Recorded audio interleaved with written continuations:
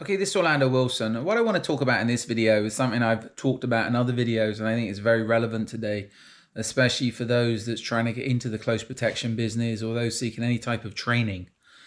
And that is, you need to ensure more than anything in the close protection business that the instructors that's teaching the courses that you want to attend actually have the experience of working in the relevant areas of the close protection business that you want to be getting into or they're claiming to be experts on.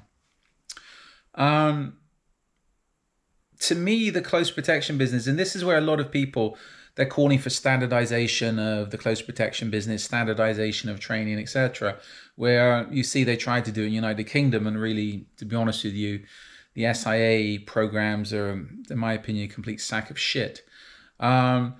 By trying to standardize a very diverse industry, and the close protection business is very diverse just due to the natures of the different environments you can be working in, the natures of the clients, etc. It's not something to me which you can standardize. This is where, if you're going and doing courses, you need to be training with those that actually have the experience of working in the different environments that you could possibly be working in. For example, working in celebrity protection is different than corporate. Corporate is different than PSD. PSD is different than the type of stuff we provide, protective surveillance, low profile protection, etc., etc. There I've just touched on 4 different areas where are very, very diverse. They're very different to each other. And if somebody, and this is the usual problem, you have somebody that's coming from a police or military background. They've done all their time in the police and military, and now they're teaching close protection courses. They have no experience or limited experience of working in the commercial sector.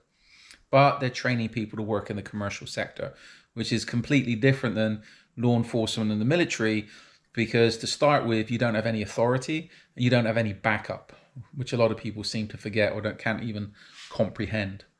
So this is where the close protection business, due to its diversity and due to the issues that you can encounter on a regular basis, you need people that's running the courses or instructors that actually understand the issues and have dealt with the issues.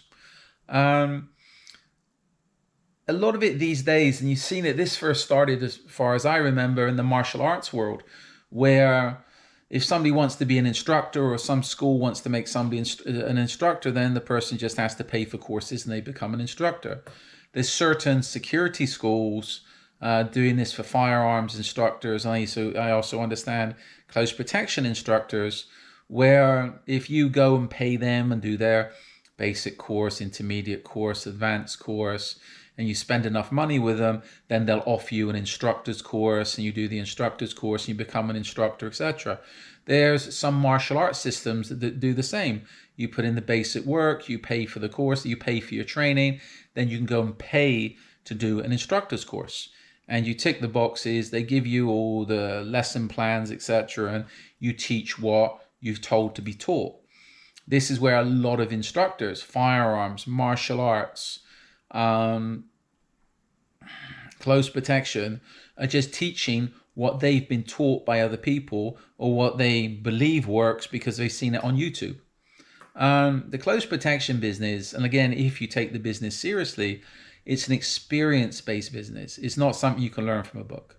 It's not something, you can get guidance from other people, but you have to go out and actually work on the ground to actually understand what works and what doesn't work. It's the same as in, let's say, the martial arts world. There's a big difference between those that train purely in katas and semi-contact, etc., and those that train full contact, train boxing, MMA, etc., etc. You know what? Somebody can look pretty and have 20 black belts from doing purely katas or one of the other forms of martial arts, which is non-contact, but you put them in the ring with somebody and they start getting punched. You know what? I think they're going to forget a lot of what they've been taught.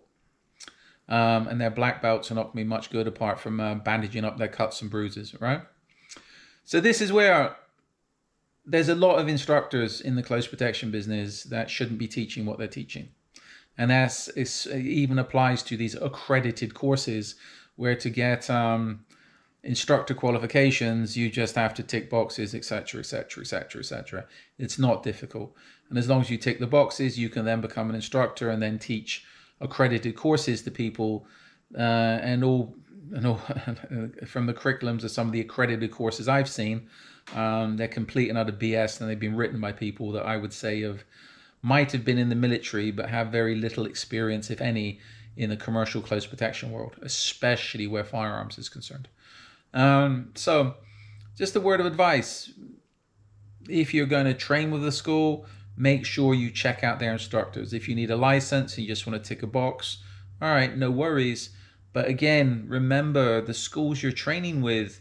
There's certain schools, if people put bits of paper in front of me from those schools, I'd be like, you've wasted your money completely, because I know of the instructors, if not know the instructors. And to put it in old school military terms, I wouldn't give them the steam off my piss, let alone the time of day or recognize their certifications. Anyway, just a word of advice.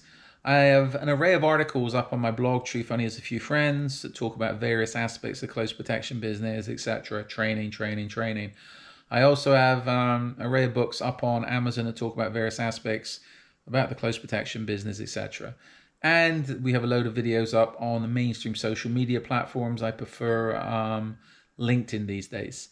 So follow us along on social media. There's enough content up there to answer a lot of your questions if you have questions. And if you still have questions, feel free to reach out to me. We are offering our training courses now again in 2025. We've been moving pretty slow the past few years on the training because we've been busy.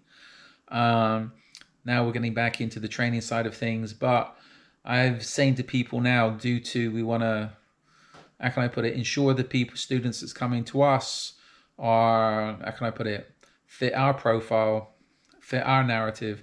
Any students that will be coming to us we'll have a conversation before we even offer them a place on the courses, because we don't want the, how can we put it, we only want to deal with serious people, and I'm putting that very politely.